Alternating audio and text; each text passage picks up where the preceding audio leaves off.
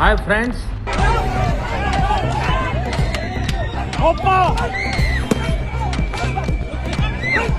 Plate gun मैं अपने आंखों से देखी थी कि पीछे से मुझे गन फायर किया गया और मुझे पता अच्छी तरह से पता है मुझे गन से ही फायर में लगी है, प्लेट गन से ही लगी है।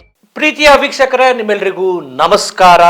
ನಾನು KJ ಹಳ್ಳಿ ಸುರೇಶ್. ಸ್ನೇಹಿತರೆ, ಮಳೆ ನಿಂತರೂ ಮರದ ಹನಿಗಳು ನಿಲ್ಲೋದಿಲ್ಲ ಅನ್ನೋ ಹಾಗೆ ಈಗ ದೆಹಲಿಯ ಪ್ರತಿಭಟನೆ ನಿಂತಿದೆ. ವಿದ್ಯಾರ್ಥಿಗಳು ಮೋದಿ ಸರ್ಕಾರದ ನೀಟ್ ಪರೀಕ್ಷಾ ವೈಫಲ್ಯವನ್ನು ಖಂಡಿಸಿ ಮಾಡಿದಂಥ ಹೋರಾಟ ಒಂದು ಹಂತಕ್ಕೆ ಗೆಲುವು ಕಂಡಿದೆ. ಇನ್ನೊಂದು ಹಂತದಲ್ಲಿ ಸಾಕಷ್ಟು ವಿದ್ಯಾರ್ಥಿಗಳ ಮೇಲೆ ಹಿಂಸೆ ಆಗಿದೆ, ದೌರ್ಜನ್ಯ ಆಗಿದೆ, ದಬ್ಬಾಳಿಕೆ ಆಗಿದೆ.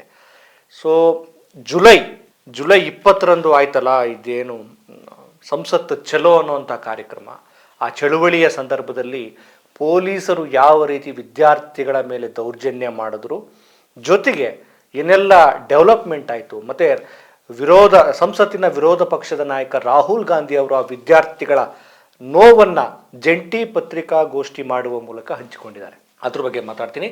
ಅದಕ್ಕೂ ಮುಂಚೆ ಸ್ನೇಹಿತರೆ, ನೀವಿನ್ನೂ ನಮ್ಮ ಈ ಚಾನಲ್ಗೆ ಸಬ್ಸ್ಕ್ರೈಬನ್ನು ಮಾಡ್ಕೊಳ್ಳೋದಿದ್ರೆ ಸಬ್ಸ್ಕ್ರೈಬ್ ಮಾಡಿ, ಲೈಕ್ ಮಾಡಿ, ಶೇರ್ ಮಾಡಿ, ನಿಮ್ಮ ಅಭಿಪ್ರಾಯಗಳನ್ನು ಕೂಡ ತಿಳಿಸಿ. ಸ್ನೇಹಿತರೆ, ನರೇಂದ್ರ ಮೋದಿಯವರು ಮಧ್ಯರಾತ್ರಿ ಸೆಲ್ಫಿ ವಿಡಿಯೋ ಮಾಡಿ ವಿದ್ಯಾರ್ಥಿಗಳನ್ನು ನಾನು ಕ್ಷಮಿಸಿದ್ದೀನಿ, ಅವ್ರಿಗಿನ್ನೂ ಗೊತ್ತಿಲ್ಲ, ದಾರಿ ತಪ್ಪಿದ್ದಾರೆ ಅಂತ ಹೇಳಿದ್ರು. ಒಬ್ಬ ವಿದ್ಯಾರ್ಥಿನಿ, ಅಪ್ರಾಪ್ತ ವಯಸ್ಸಿನ ವಿದ್ಯಾರ್ಥಿನಿ ನರೇಂದ್ರ ಮೋದಿಗೆ ಬೈದಿದ್ದು ಎಲ್ಲ ಕಡೆ ದೊಡ್ಡ ಚರ್ಚೆ ಆಯಿತು. ನರೇಂದ್ರ ಮೋದಿಯವ್ರಿಗೆ ಬೈದ್ರ ಅಂತ. ಅದ್ರ ಬಗ್ಗೆ ನರೇಂದ್ರ ಮೋದಿಯವರು ಕೂಡ ಮಾತಾಡಿದ್ರು. ನಾನು ಕ್ಷಮಿಸಿದ್ದೀನಿ ಅಂತ ಒಂದು ಕಡೆ ಹೇಳಿದ್ರೆ, ಆ ವಿದ್ಯಾರ್ಥಿನಿಯ ಮೇಲೆ FIR ದಾಖಲು ಮಾಡಿ, ಕೊನೆಗೆ ಆ ಅಪ್ರಾಪ್ತ ವಯಸ್ಸಿನ ವಿದ್ಯಾರ್ಥಿಯ ಮನೆ ವಿಳಾಸ, ಅವರ ಕುಟುಂಬದ ಮಾಹಿತಿಗಳನ್ನು ಕೆಲವರು ಸೋಷಿಯಲ್ ಮೀಡಿಯಾದಲ್ಲಿ ಹಂಚಿಕೊಂಡ ಪರಿಣಾಮವಾಗಿ ಅಲ್ಲಿಗೆ ಗೂಂಡಾಗಳು ಅವ್ರ ಮನೆಗೆ ನುಗ್ಗಿ ದೌರ್ಜನ್ಯ ನಡೆಸಿದಂಥ ಘಟನೆ ಈಗ ಬೆಳಕಿಗೆ ಬರ್ತಾ ಇದೆ. ವಿದ್ಯಾರ್ಥಿಗಳು ಯಾವ ಕಾರಣಕ್ಕೋಸ್ಕರ ಬೀದಿಗಿಳಿದು ಹೋರಾಟ ಮಾಡಿದ್ರು ಅನ್ನೋ ವಿಚಾರಕ್ಕಿಂತ ಆ ವಿದ್ಯಾರ್ಥಿನಿ ನರೇಂದ್ರ ಮೋದಿ ಅವರಿಗೆ ಬೈದ್ರು, ನಿಂದನೆ ಮಾಡಿದ್ರು ಅನ್ನೋ ಕಾರಣಕ್ಕೋಸ್ಕರ ಆ ವಿದ್ಯಾರ್ಥಿಯನ್ನು ಟಾರ್ಗೆಟ್ ಮಾಡಿಕೊಂಡು ಅಲ್ಲಿಗೆ ಗೂಂಡಾಗಳು ನುಗ್ಗಿ ಗಲಾಟೆ ಮಾಡಿ ಅವ್ರ ನೆಮ್ಮದಿಯನ್ನು ಕೆಡಿಸಿ, ಒಂದು ಕಡೆ ನರೇಂದ್ರ ಮೋದಿ ಅವರು ಹೇಳ್ತಾರೆ ನಾವು ಕ್ಷಮಿಸಿದ್ದೀವಿ ಅಂತ, ಇನ್ನೊಂದು ಕಡೆ ಆ ವಿದ್ಯಾರ್ಥಿನಿಯ ಕುಟುಂಬದ ಮೇಲೆ ದಬ್ಬಾಳಿಕೆ ನಡೀತಾ ಇದೆ. ಕೊನೆಗೆ ಆ ವಿದ್ಯಾರ್ಥಿನಿಯ ಕುಟುಂಬದವರು ಮನೆ ಖಾಲಿ ಮಾಡ್ಕೊಂಡು ಹೋಗಿದ್ದಾರೆ. ಈಗ ಹೇಳ್ತಿದ್ದಾರೆ ಅವ್ರ ತಾಯಿ, ನಮ್ಮ ಮೇಲೆ ಇನ್ನೂ ಬೇಟೆಯಾಡೋದನ್ನ ಮಾಡಕ್ಕೆ ಹೋಗ್ಬಿಡಿ, ನಿಲ್ಲಿಸ್ಬಿಡಿ ಅಂತ. ಇದರಿಂದ ಅರ್ಥ ಆಗೋದೇನು ಅಂದರೆ, ಒಂದು ಕಡೆ ಹೇಳೋದೇನು, ಇನ್ನೊಂದು ಕಡೆ ಮಾಡೋದೇನು ಅಂತ ನರೇಂದ್ರ ಮೋದಿಯವರು ಹೇಳಬೇಕಾಗಿತ್ತು. ಇನ್ನು ಆ ರೀತಿ ತೊಂದರೆ ಕೊಡಕ್ಕೆ ಹೋಗ್ಬಿಡಿ ಅಂತ ಸೂಚನೆ ಕೊಡಬೇಕಾಗಿತ್ತು. ಒಂದು ಕಡೆ FIR ದಾಖಲು ಮಾಡ್ತೀರಿ, ಮತ್ತು ಇನ್ನೊಂದು ಕಡೆ ದಾಳಿ ಆಗೋದಕ್ಕೆ ಆದರೂ ಕೂಡ ಅದರ ಬಗ್ಗೆ ತಲೆ ಕೆಡಿಸ್ಕೊಳ್ಳಲ್ಲ. ಅಂದರೆ ವಿದ್ಯಾರ್ಥಿಗಳನ್ನು ನೀವು ಮೇಲ್ಮುಖವಾಗಿ ನಾವು ಅವರ ಭವಿಷ್ಯಕ್ಕೋಸ್ಕರ ಕೆಲಸ ಮಾಡ್ತೀವಿ ಅಂತ ಸಮಾಜದ ಮುಂದೆ ಹೇಳೋದು, ಇನ್ನೊಂದು ಕಡೆ ನಮ್ಮ ವಿರುದ್ಧ ಯಾರೇ ಮಾತಾಡಲಿ, ವಿದ್ಯಾರ್ಥಿಗಳಾದರೂ ಮಾತಾಡಲಿ, ಹೋರಾಟಗಾರರಾದರೂ ಮಾತಾಡಲಿ, ಯಾರಾದರೂ ಮಾತಾಡಲಿ, ನಮ್ದೇನು ಕೆಲಸ ಇದೆಯೋ ನಾವು ಅದು ಮಾಡ್ತೀವಿ ಅನ್ನೋ ಸಂದೇಶ, ಕೆಟ್ಟ ಸಂದೇಶ, ನಿಮ್ಮದು ಕೆಟ್ಟ ಪ್ರವೃತ್ತಿ. ಅದಾಯ್ತಾ? ಅನಂತರ ಒಬ್ಬ ವಿದ್ಯಾರ್ಥಿನಿ, ಆ ರಿಯಾ ಅಹಿರ್ ಅಂಥೇಳಿ ಸೋಷಿಯಲ್ ಮೀಡಿಯಾದಲ್ಲಿ ತುಂಬ ವೈರಲ್ ಆಯಿತು. ವಿದ್ಯಾರ್ಥಿಗಳನ್ನು ಅಕ್ರಮವಾಗಿ ನೀವು ಬಂಧಿಸಬೇಡಿ, ಮೋದಿ ಸರ್ಕಾರದ ನೀಟ್ ಪರೀಕ್ಷೆಯ ವೈಫಲ್ಯವನ್ನು ಖಂಡಿಸಿ ಹೋರಾಟ ಮಾಡ್ತಿರುವ ಪ್ರತಿಭಟನಾ ನಿರತ ವಿದ್ಯಾರ್ಥಿಗಳನ್ನು ನೀವು ಬಂಧಿಸಬೇಡಿ ಅಂತೇಳಿ ಆ ರಿಯಾ ಆ ಪೊಲೀಸ್ ವ್ಯಾನನ್ನು ತಡೆದು ನಿಂತಿರುವಂಥ ಫೋಟೋ, ವಿಡಿಯೋ ಎಲ್ಲ ಕಡೆ ವೈರಲ್ ಆಯಿತು. ಈಗ ಆ ವಿದ್ಯಾರ್ಥಿನಿ, ಆ ಒಂದು ಯುವತಿಯ ರಿಯಾ ಅಹಿರನ್ನು ಟಾರ್ಗೆಟ್ ಮಾಡಿದಂಥ ಕೆಲವರು ಮತ್ತು ಪ್ರಭುತ್ವ ಏನು ಮಾಡ್ತು, ಅವ್ರನ್ನ ಬಂಧಿಸಿ ವಶಕ್ಕೆ ತೆಗೆದುಕೊಂಡು ಮಾನಸಿಕವಾಗಿ ಕಿರುಕುಳ ಕೊಡೋ ಕೆಲಸವನ್ನು ಮಾಡಲಾಗ್ತಾ ಇದೆ.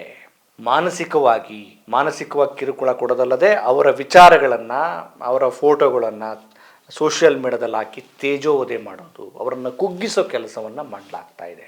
ಯಾಕೆ ಪ್ರಜಾಪ್ರಭುತ್ವದ ವ್ಯವಸ್ಥೆಯಲ್ಲಿ ಪ್ರತಿಭಟನೆ ಮಾಡಬಾರ್ದ? ತಮಗಾಗ್ತಿರೋ ಅನ್ಯಾಯವನ್ನು ಕೇಳಬಾರ್ದ? ಆ ಗಟ್ಟಿಗಿತ್ತಿಯಾಗಿ ರೂಪುಗೊಂಡಂಥ ರಿಯಾ ಅವರನ್ನು ಸೋಷಿಯಲ್ ಮೀಡಿಯಾದಲ್ಲಿ ಮೋದಿಯವರ ಗುಂಪು ಪಡೆ ಅವಳ ನೈತಿಕ ಶಕ್ತಿಯನ್ನು ಕುಗ್ಗಿಸೋ ಕೆಲಸವನ್ನು ಮಾಡ್ತಾ ಇದೆ. ಇದು ತಪ್ಪಲ್ವಾ? ಆನಂತರ ಫರ್ನಾಜ್ ಅಂತೇಳಿ ಈ ವಿದ್ಯಾರ್ಥಿನಿಯನ್ನು ಕೂಡ ಹಿಂಸಾತ್ಮಕವಾಗಿ, ಅಂದರೆ ಪೊಲೀಸರು ಈ ವಿದ್ಯಾರ್ಥಿಯೊಂದಿಗೂ ಕೂಡ ಹಿಂಸಾತ್ಮಕವಾಗಿ ನಡೆದುಕೊಂಡು ಆನಂತರ ಇವರನ್ನ ದೇಶದ್ರೋಹಿಗಳು ಅನ್ನೋ ಥರದಲ್ಲಿ ಬಿಂಬಿಸಿದ್ದಾರೆ. ದೇಶದ್ರೋಹಿಗಳು ಯಾರು?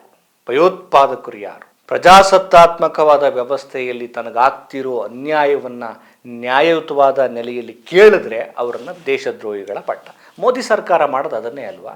ಇನ್ನು ಅವರ ಗುಂಪು, ಇವರು ನೇರವಾಗಿ ಭಾಗಿಯಾಗದೇ ಇದ್ರೂ ಕೂಡ ನರೇಂದ್ರ ಮೋದಿ, ಅಮಿತ್ ಶಾ ಈ ಒಂದು ವಿಚಾರಗಳಲ್ಲಿ, ವಿದ್ಯಾರ್ಥಿಗಳ ವಿಚಾರದಲ್ಲಿ, ಅವರನ್ನ ಟಾರ್ಗೆಟ್ ಮಾಡೋ ವಿಚಾರದಲ್ಲಿ ಇವರು ನೇರವಾಗಿ ಭಾಗಿಯಾಗದಿದ್ರೂ ಕೂಡ ಇವರ ಬೆಂಬಲ ಪಡೆ ಇದೆಯಲ್ಲ, ಇವರ ಗುಂಪು ಭಕ್ತಾದಿಗಳ ಗಣ ಇದೆಯಲ್ಲ, ಆ ಕೆಲಸವನ್ನ ಬಹಳ ಅಚ್ಚುಕಟ್ಟಾಗಿ ಮಾಡ್ತಾರೆ ಇವರು. ಅದನ್ನು ಹೇಳಬೇಕಾಗಿರೋದು ಕೆಲಸ ನರೇಂದ್ರ ಮೋದಿ ಮತ್ತು ಅಮಿತ್ ಶಾ ಅವರು. ಅನಂತರ ನೂತನ್ ಟೊಪ್ಪ ಅಂತ ಹೇಳಿ ಅವರು ಪೆಲೆಟ್ ಗನ್ನಿಂದ ಯಾವ ರೀತಿ ಪೊಲೀಸ್ನರು ದಾಳಿ ಮಾಡಿದ್ರು, ವಿದ್ಯಾರ್ಥಿಗಳ ಮೇಲೆ ದಬ್ಬಾಳಿಕೆ ಮಾಡಿದ್ರು, ಮತ್ತು ಅದರಿಂದ ನನಗೆ ಯಾವ ರೀತಿ ತೊಂದರೆ ಆಯಿತು ಅಂತ ಹೇಳಿ ಇವರೆಲ್ಲರೂ ಕೂಡ ರಾಹುಲ್ ಗಾಂಧಿ ಅವರ ಜಂಟಿ ಪತ್ರಿಕಾಗೋಷ್ಠಿಯಲ್ಲಿ ಮಾತನಾಡಿದ್ದಾರೆ. ಒಂದು ಅನ್ಸ್ಬೋದು, ಇದು ಮೋಸ್ಟ್ಲಿ ಇದು ರಾಜಕೀಯ ಪ್ರೇರಣೆ, ಯಾಕೆಂದ್ರೆ ವಿರೋಧ ಪಕ್ಷದ ನಾಯಕ ರಾಹುಲ್ ಗಾಂಧಿ ಆಗಿರೋದ್ರಿಂದ ರಾಹುಲ್ ಗಾಂಧಿ ಅವ್ರನ್ನೆಲ್ಲ ಒಪ್ಪಿಸಿ ಅವ್ರಿಗೆಲ್ಲ ಮನೆಯವರಿಕೆ ಮಾಡಿಬಿಟ್ಟು ಮೋದಿ ಸರ್ಕಾರದ ವಿರುದ್ಧ ಮಾತಾಡಿ ಅಂತ ಕರ್ಕೊಂಡು ಬಂದಿರಬಹುದು. ರಾಹುಲ್ ಗಾಂಧಿ ಹೇಳಿದ್ರು ಕೂಡ, ಒಂದ್ ವೇಳೆ ಆಯ್ತು ಆ ರೀತಿ ಕರ್ಕೊಂಡು ಬಂದಿದ್ರು ಕೂಡ, ವಿದ್ಯಾರ್ಥಿಗಳಿಗೆ ಸುಳ್ಳು ಹೇಳೋದಕ್ಕೆ ತಲೆ ಕೆಟ್ಟೋಗಿದೆಯಾ? ಆ ಹೋರಾಟದಲ್ಲಿ ಅವರು ಭಾಗಿಯಾದವರು, ಪೊಲೀಸರ ದೌರ್ಜನ್ಯವನ್ನ ಅವರು ಸ್ವತಃ ಅನುಭವಿಸಿದವರು. ಈಗಿನ ಜಂಜಿಗಳು ಯಾವ ಲೆವೆಲ್ಗೆ ಅವರು ಪ್ರಬುದ್ಧರಾಗ್ತಿದ್ದಾರೆ ಅಂತಂದ್ರೆ, ರಾಹುಲ್ ಗಾಂಧಿ ಸುಳ್ಳು ಹೇಳಲಿ ಅಥವಾ ರಾಜಕೀಯ ಮಾಡಲಿ, ನರೇಂದ್ರ ಮೋದಿ ರಾಜಕೀಯ ಮಾಡಲಿ, ಅಮಿತ್ ಶಾ ರಾಜಕೀಯ ಮಾಡಲಿ, ಯಾವುದೇ ರಾಜಕಾರಣಿ ಒಂದು ನಿಖರವಾಗಿ ಅವರಿಗೆ ಸಹಾಯ ಆಗೋ ನೆಲೆಯಲ್ಲಿ ಮಾತನಾಡಿದ್ರೆ ಅದಕ್ಕೆ ಪ್ರೋತ್ಸಾಹ ಕೊಡ್ತಾರೆ. ಬುಲ್ಡೆ ಪುರಾಣಗಳನ್ನ ಬಿಟ್ರೆ ಯಾರ ಮಾತನ್ನು ಕೇಳಲ್ಲ. ರಾಹುಲ್ ಮಾತು ಕೇಳಲ್ಲ, ಮೋದಿ ಮಾತನ್ನು ಕೇಳಲ್ಲ. ಹಾಗಾಗಿ ಈ ಜಂಟಿ ಪತ್ರಿಕಾಗೋಷ್ಠಿಯಲ್ಲಿ ಈ ವಿದ್ಯಾರ್ಥಿಗಳು ಮಾಡಿದ ಭಾಷಣ ಮತ್ತು ನರೇಂದ್ರ ಮೋದಿ ಅವ್ರನ್ನ ನಿಂದಿಸಿದ ಕಾರಣಕ್ಕೋಸ್ಕರ ಆ ವಿದ್ಯಾರ್ಥಿಯನ್ನ, ಕುಟುಂಬದವ್ರನ್ನ, ಆ ತಾಯಿ ಹೇಳೋ ಹಾಗೆ ನಮ್ಮನ್ನ ಬೇಟೆಯಾಡೋದು ನಿಲ್ಲಿಸಿ ಅಂತೇಳಿ ಹೇಳ್ತಿದ್ದಾರೆ ಅಂತಂದ್ರೆ ಯಾವ ರೀತಿ ಮೋದಿ ಸರ್ಕಾರ ಇವರನ್ನ ಟಾರ್ಗೆಟ್ ಮಾಡ್ತಾ ಇದೆ ಅನ್ನೋದನ್ನ ನಾವು ಅರ್ಥ ಮಾಡ್ಕೋಬೇಕು. ಜೊತೆಗೆ ಈ ಪತ್ರಿಕಾಗೋಷ್ಠಿಯಲ್ಲಿ ರಾಹುಲ್ ಗಾಂಧಿ ಮಾತಾಡಿ, ನನಗನ್ಸುತ್ತೆ ಮೋದಿ ಮತ್ತು ಅಮಿತ್ ಶಾಗೆ ಇಲ್ಲದ ಧೈರ್ಯ ಈ ವಿದ್ಯಾರ್ಥಿಗಳಿಗೆ ಇದೆ ಅಂತ. ನಿಜವಾಗ್ಲು, ಯಾಕೆಂದ್ರೆ ಆ ಪ್ರತಿಭಟನೆ ಆದ ಮೇಲೆ ಸಂಸತ್ನಲ್ಲಿ ಅದ್ರ ಬಗ್ಗೆ ಮಾಹಿತಿಯನ್ನ ಕೊಡುವ, ಈ ವಿಚಾರದ ಬಗ್ಗೆ ಚರ್ಚೆ ಮಾಡುವ ಧೈರ್ಯ, ಸಾಮರ್ಥ್ಯ ಇಲ್ಲದೆ ತಪ್ಪಿಸಿಕೊಂಡು ಕಳ್ಳರ ತರ ಓಡಾಡ್ತಾ ಇದ್ದಾರೆ. ಗೃಹ ಸಚಿವರಿಗೆ ಜವಾಬ್ದಾರಿ ಇರಬೇಕಾಗಿತ್ತು. ಅದರ ಬಗ್ಗೆ ವಿರೋಧ ಪಕ್ಷಗಳು ಕೇಳುವ ಪ್ರಶ್ನೆಗಳಿಗೆ ಉತ್ತರಿಸುವ ಧೈರ್ಯ ಇಲ್ಲದೆ ಅಮಿತ್ ಶಾ ಆ ಕಡೆ ಈ ಕಡೆ ಸುತ್ತಾಡ್ತಿದ್ದಾರೆ. ಇನ್ನು 56 ಇಂಚಿನ ನರೇಂದ್ರ ಮೋದಿಯವರು ರಾತ್ರೋರಾತ್ರಿ ವಿಡಿಯೋ ಮಾಡ್ಕೊಂಡು ಹೊರಗಡೆ ಬಿಡ್ತಾರೆ.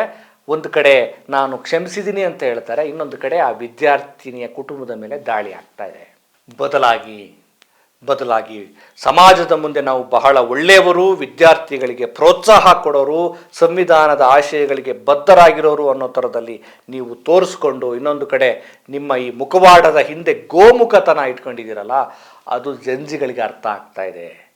ನೀವು ಯಾರನ್ನಾದರೂ ಯಾಮಾರಿಸಬಹುದು, ವಿದ್ಯಾರ್ಥಿಗಳನ್ನ, ಯುವಕರನ್ನ ಯಾಮಾರಿಸೋದಕ್ಕೆ ಆಗಲ್ಲ. ನೀವು ಬದಲಾಗದಿದ್ರೆ ನಿಮ್ಮನ್ನ ಬದಲಾವಣೆ ಮಾಡುವ ಕಾಲ ಈಗಾಗಲೇ ಸನ್ನಿಹಿತ ಆಗಿದೆ. ನಮಸ್ಕಾರ.